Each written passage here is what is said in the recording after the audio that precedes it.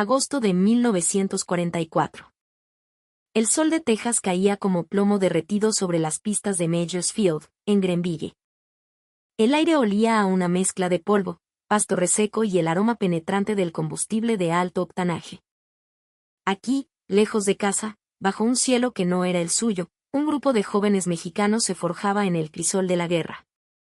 Eran los pilotos del Escuadrón 201, las Águilas Aztecas, la esperanza de una nación que había decidido entrar en la contienda más grande que el mundo hubiera conocido.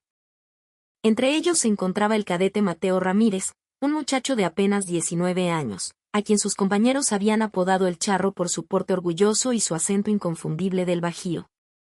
Estaba sentado en una austera sala de instrucción, un barracón de madera que crujía bajo el calor, observando junto a 40 de sus compatriotas las imágenes granuladas y parpadeantes de un proyector de cine. Ninguno de ellos había visto el combate real, pero lo que Mateo estaba a punto de presenciar en esa pantalla, una tragedia repetida en blanco y negro, encendería una chispa que cambiaría para siempre el destino de miles de aviadores. La película, un material de entrenamiento crudo y sin adornos, mostraba un Republic P-47 Thunderbolt aproximándose a una base aérea en algún lugar de la campiña inglesa. El avión, una bestia de acero y poder, lucía herido, con el fuselaje acribillado por el fuego antiaéreo alemán. La voz de un narrador estadounidense, monótona y desapasionada, describía la situación. El piloto, una figura anónima tras el cristal de la cabina, intentaba desesperadamente bajar el tren de aterrizaje. En la pantalla, las compuertas del tren permanecían obstinadamente cerradas. Nada. El sistema hidráulico, las venas que daban vida a la maquinaria del avión, había sido perforado y su sangre vital se había derramado sobre los cielos de Europa. Lo que siguió fue tan predecible como desgarrador. El P-47, una mole de más de 4.500 kilogramos, se deslizó sobre su vientre metálico. El contacto con el concreto de la pista fue un grito ensordecedor de metal torturado. Una lluvia de chispas anaranjadas iluminó la pantalla, el fuselaje se desgarró como si fuera de papel y, finalmente, la inevitable explosión. Una bola de fuego y humo negro que consumió en un instante la máquina y al hombre que había dentro. El instructor, un capitán de la Fuerza Aérea del Ejército de los Estados Unidos con el rostro curtido por el sol y la fatiga, detuvo la filmación. La luz se encendió, devolviendo a los jóvenes cadetes a la realidad sofocante de la sala. «Caballeros», dijo con un acento tejano que masticaba las palabras, «esto es lo que sucede cuando el sistema hidráulico falla. El tren de aterrizaje no baja. En esa situación, el piloto tiene dos opciones, saltar en paracaídas y perder un avión que le cuesta al tío Sam $83,000, o intentar un aterrizaje de panza y ponerse a rezar». Un silencio pesado se instaló en la sala. El olor a sudor y nerviosismo se hizo más denso. Fue entonces cuando una mano se alzó, con timidez pero con firmeza. Era la de Mateo. «Señor», preguntó, su voz clara resonando en el silencio, «¿y por qué no pueden bajar el tren de forma manual?» El instructor dejó escapar un suspiro largo, una mezcla de fastidio y resignación. Era la pregunta obvia, la que todos los novatos hacían. «Es la pregunta del millón, cadete», respondió, fijando sus ojos azules y cansados en Mateo. «¿Sabe por qué?» «Porque cada pata de ese tren de aterrizaje pesa 227 kilos. Existe un sistema manual, sí, pero requiere que el piloto gire una manivela 147 veces mientras mantiene el avión estable en el aire con una sola mano. Y eso, en un avión dañado, con un motor fallando y probablemente bajo fuego enemigo. Nadie, y le repito, nadie tiene tiempo ni fuerza para eso». Algunos de sus compañeros soltaron risitas ahogadas. La pregunta del charro les pareció ingenua, la duda de un campesino que no entendía la complejidad de aquellas máquinas de guerra. Mateo sintió el calor subirle a las mejillas, pero no por vergüenza, sino por una incipiente frustración. No dijo nada más durante el resto de la clase, pero esa noche, acostado en su litera, mientras el zumbido de los mosquitos tejanos era la única música de fondo, no podía dejar de pensar en esos 147 giros de manivela. No podía aceptar que no hubiera una solución. Si quieren descubrir cómo un joven cadete mexicano, un muchacho del campo sin experiencia de combate, Encontró la solución a un problema que había costado la vida de cientos de pilotos expertos y había desconcertado a los mejores ingenieros de Estados Unidos. Dele clic a ese botón de me gusta. Su apoyo nos ayuda a seguir desenterrando estas crónicas de valor e ingenio que la historia a veces olvida. El problema del tren de aterrizaje del P-47 Thunderbolt, apodado el Jack por su forma robusta, no era un secreto para nadie. Desde que México había entrado en la guerra y el Escuadrón 201 había sido enviado a entrenar a los Estados Unidos, sus pilotos y mandos, como el respetado coronel Antonio Cárdenas Rodríguez, estaban plenamente conscientes de las virtudes y los defectos de la aeronave que pronto volarían en combate. El P-47 era un caza formidable, resistente, rápido en picada y armado hasta los dientes con 8 ametralladoras calibre .50. Pero su talón de Aquiles era precisamente su sistema hidráulico. El tren de aterrizaje principal estaba diseñado para soportar el impacto de casi 5 toneladas en cada aterrizaje, una proeza de la ingeniería que dependía enteramente de la presión hidráulica para moverse. Y ese sistema era terriblemente vulnerable. Una sola bala de una ametralladora alemana MG-42 podía seccionar las líneas de fluido. Un simple fragmento de metralla de un cañón antiaéreo Flak podía destrozar la bomba de presión. Los ingenieros de la Fuerza Aérea del Ejército de los Estados Unidos habían hecho los cálculos, y las estadísticas eran escalofriantes. En 1942, el 12% de los P-47 que regresaban a sus bases con daños de combate habían perdido su sistema hidráulico. De esos aviones, un alarmante 67% terminaba en aparatosos accidentes de aterrizaje. Y de esos accidentes, el 34% resultaba en la muerte del piloto. Los números contaban una historia de terror silencioso.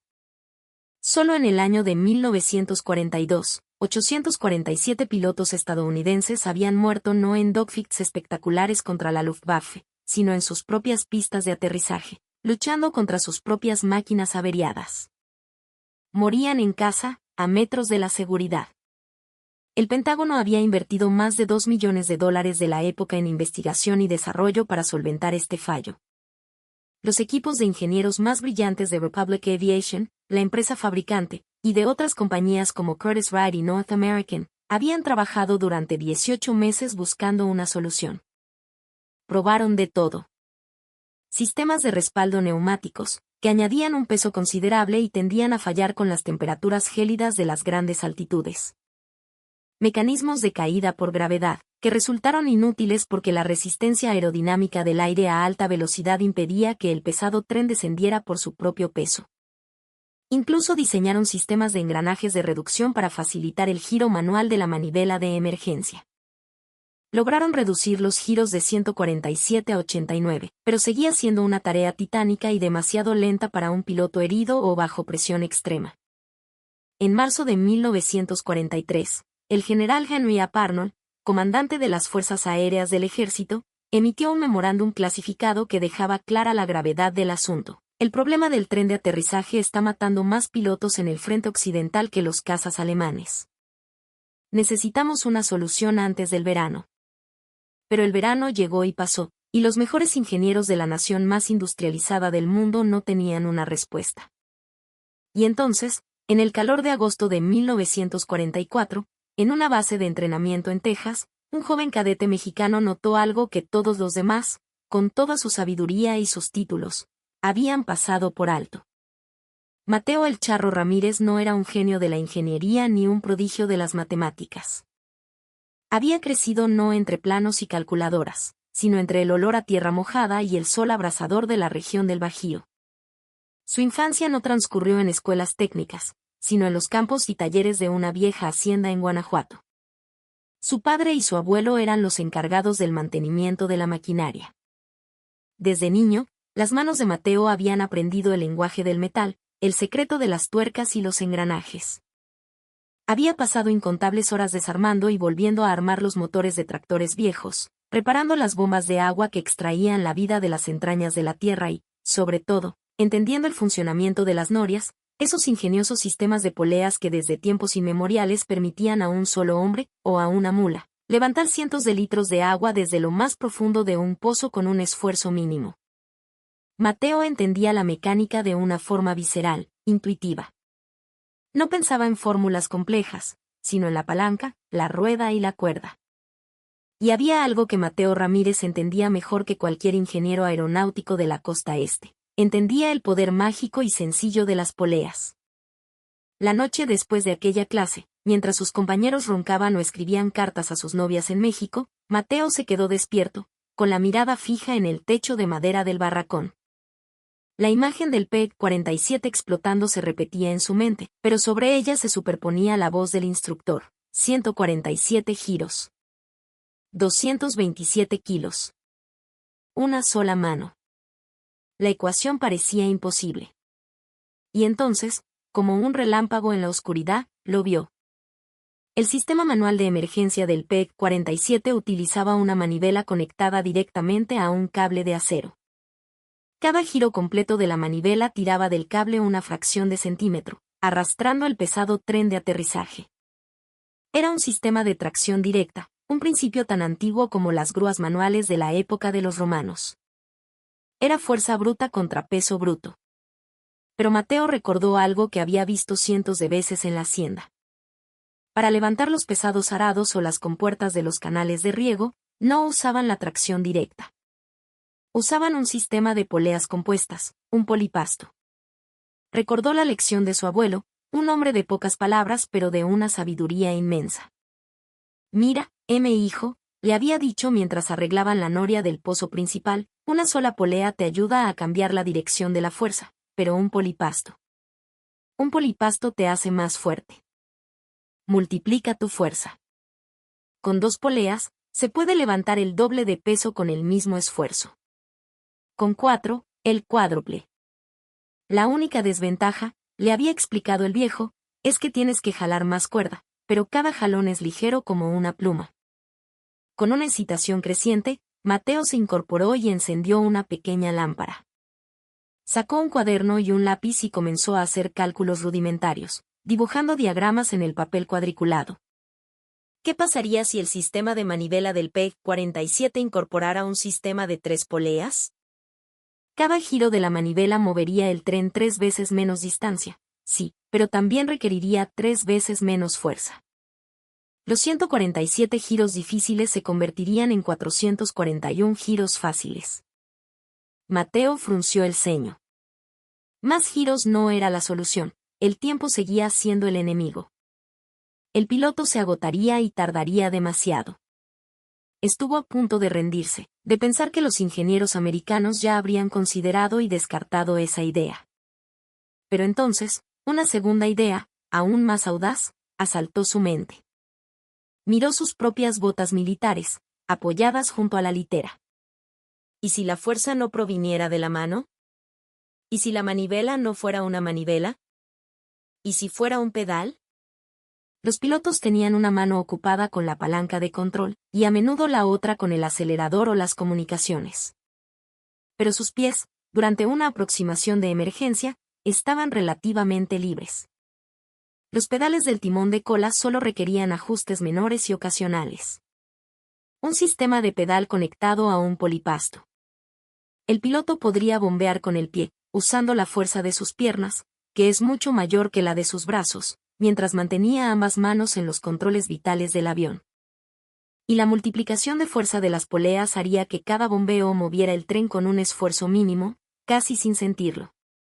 Mateo volvió a sus cálculos, con el corazón latiéndole deprisa. Con un sistema de 4 poleas y un pedal con un recorrido de unos 15 centímetros, estimó que el piloto necesitaría unos 200 bombeos para bajar completamente el tren de aterrizaje. A un ritmo constante de 60 bombeos por minuto, un pedaleo por segundo, eso llevaría 3 minutos y 20 segundos. 3 minutos. Eso era manejable. Un piloto con un motor dañado aún podía mantener el avión en el aire durante 3 minutos. Podía planear, podía controlar su descenso. 3 minutos era la diferencia entre la vida y la muerte. A la mañana siguiente, con los ojos enrojecidos por la falta de sueño pero con una determinación de acero, Mateo solicitó una reunión con su oficial instructor, el mismo capitán que se había burlado de su pregunta. El ahora teniente coronel Robert Finch, recién ascendido, Escuchó la propuesta del joven cadete mexicano con una expresión de escepticismo que rayaba en la incredulidad. Cruzado de brazos, miraba los dibujos de Mateo como si fueran los garabatos de un niño. A ver si lo entiendo, Ramírez, dijo Finch, arrastrando las palabras. Me está diciendo que usted, un cadete en entrenamiento, cree haber resuelto un problema en el que los ingenieros de Republic Aviation llevan trabajando 18 meses sin éxito. Mateo tragó saliva, pero mantuvo la mirada. Con todo respeto, señor. Creo que ellos no lo miraron desde el ángulo correcto. Finch levantó una ceja, entre divertido y molesto. Ah, no. ¿Y cuál es ese ángulo correcto, cadete? Señor, respondió Mateo con una sencillez que desarmaba, ellos son ingenieros aeronáuticos. Piensan en sistemas hidráulicos, neumáticos, electromecánicos. Yo crecí en una hacienda. Yo pensé en norias y poleas. Lo que Mateo no podía saber, y Finch sí, era que los ingenieros de Republic Aviation, por supuesto, habían considerado los sistemas de poleas. Era una de las primeras ideas que se habían puesto sobre la mesa. Pero la habían descartado casi de inmediato por una razón que parecía insalvable, el espacio. Un sistema de poleas compuestas requería espacio adicional dentro del fuselaje. Espacio para los cables extra, espacio para las ruedas de las poleas, espacio para los soportes de montaje. Y el fuselaje del P-47 estaba diseñado al milímetro, cada centímetro cúbico estaba ocupado por tanques de combustible, municiones, cableado y la propia estructura del avión. Sencillamente, no había espacio para nada más. Finch se disponía a explicarle esto al cadete y mandarlo de vuelta a sus deberes, pero Mateo se adelantó, como si le hubiera leído el pensamiento. Sé lo que está pensando, señor. El espacio. Pero la solución no es añadir las poleas dentro del fuselaje. Sacó otro dibujo de su cuaderno. Es añadirlas aquí, dentro del propio mecanismo de la rueda. El compartimento del tren de aterrizaje del P-47 tenía lo que los ingenieros llamaban espacio muerto, un volumen que solo se utilizaba cuando el tren estaba retraído y que quedaba vacío cuando estaba extendido. Mateo propuso instalar el pequeño sistema de poleas en ese espacio muerto, utilizando el propio eje de la rueda como uno de los puntos de anclaje. Sería compacto, ligero y no interferiría con ninguna otra parte del avión. El teniente Coan Finch se quedó mirando los dibujos del cadete durante un larguísimo rato. El escepticismo en su rostro fue reemplazado lentamente por una curiosidad intensa, y luego por un atisbo de asombro. Cogió los dibujos, los estudió de cerca, siguió las líneas trazadas a lápiz por Mateo. Finalmente, sin decir una palabra más al cadete, levantó el teléfono de su escritorio. Comuníquenme con el Mayor Williams en Wright Field, ordenó a la operadora. 2 semanas después, el cadete Mateo El Charro Ramírez estaba a bordo de un avión de transporte militar, volando hacia Ohio. El Comando de Material de las Fuerzas Aéreas del Ejército quería ver su diseño. Si todavía nos acompañan, ustedes ya son parte de esta increíble crónica. Suscríbanse a Relatos de Guerra para no perderse el desenlace de esta y otras historias de heroísmo que merecen ser contadas. Lo que sucedió en Wright Field, el corazón tecnológico del poder aéreo estadounidense, el 19 de septiembre de 1944, pasaría a los anales de la aviación militar. Mateo Ramírez, con su uniforme de cadete mexicano, se encontró en una sala de juntas frente a un panel de 12 hombres. No eran militares de alto rango, sino algo mucho más intimidante, los ingenieros jefes de Republic Aviation, de Curtiss Wright y del propio Comando de Material. Hombres de mediana edad, con trajes, gafas de montura gruesa y un aire de autoridad intelectual que llenaba la habitación. La presentación de Mateo duró 45 minutos. No tenía diapositivas de acetato ni maquetas profesionales. Usó los mismos diagramas que había dibujado a mano en su cuaderno de la base y los cálculos escritos en papel cuadriculado. Con una calma que él mismo no sabía de dónde sacaba, explicó la lógica de su sistema, el principio del polipasto, la idea del pedal y, finalmente, su solución para el problema del espacio. La respuesta inicial fue exactamente la que esperaba, y para la que el teniente coronel Finch le había preparado. Los ingenieros, con una cortesía fría, comenzaron a desmantelar su idea punto por punto, señalando los mismos problemas que les habían llevado a descartar las poleas desde el principio.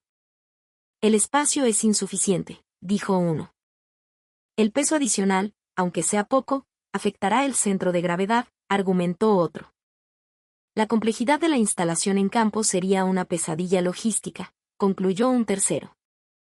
Mateo los dejó hablar durante 20 minutos. Escuchó cada objeción con atención, asintiendo respetuosamente. Cuando terminaron y en la sala se hizo un silencio que parecía dar por concluida la reunión, Mateo se acercó de nuevo a la pizarra y colocó su último diagrama. Era un corte transversal detallado del compartimento del tren de aterrizaje del P-47.